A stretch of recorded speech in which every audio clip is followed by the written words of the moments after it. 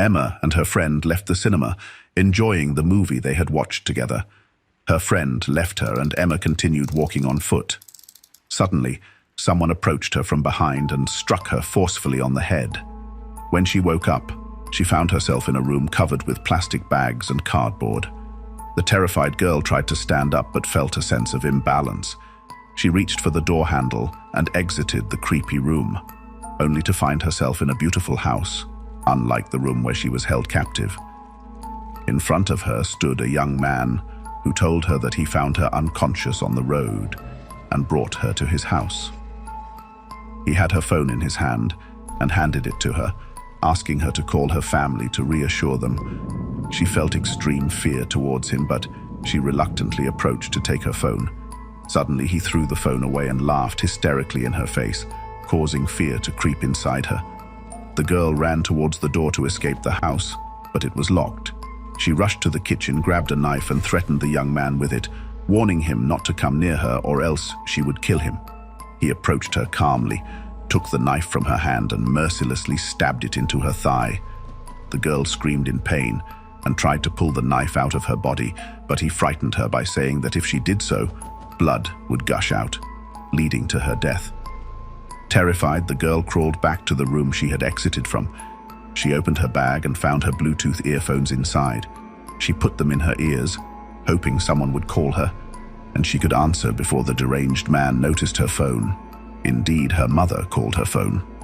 The frightened girl answered and told her to call the police because she was kidnapped by a mentally unstable man. The poor girl spoke in a very soft voice, fearing that the man would hear her. Her mother did as her daughter requested and called the police, informing them about what happened to her daughter. The police managed to locate her through her phone, but she was in a densely populated neighborhood, making it difficult for them to find her. The police struggled to reach Emma's location and asked her to describe where she was, but her description didn't help them. The investigator requested that she ignite a fire in the place so they could find her as quickly as possible.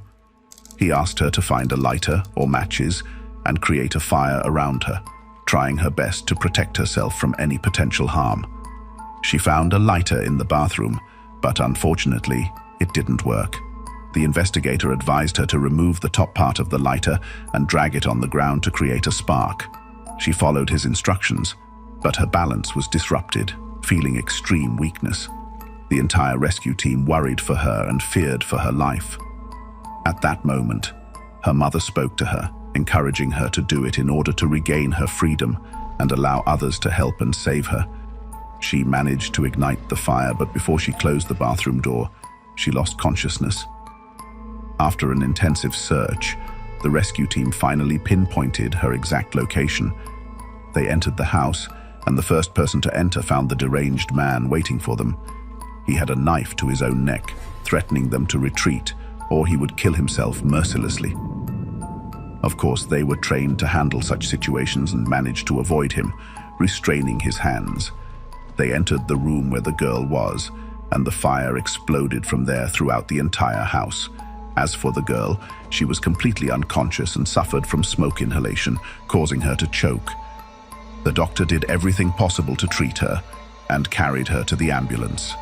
They did everything necessary for her, while the deranged man was in another ambulance being questioned by the detective. His answers were infuriating beyond measure, so the doctor, who was part of the rescue team, poured alcohol on his wounds to make him feel pain. The deranged man confessed that he had killed 6 girls, dismembered them, and even ate them. No one had been able to discover his crimes until that day. After investigating the deranged man, they found out that he was a veterinarian working for a state agency. He was fired from his job because he cruelly killed animals. He was mentally disturbed from the beginning, and if it weren't for the will of God, no one would have discovered his actions. He would have continued to harm people and animals around him.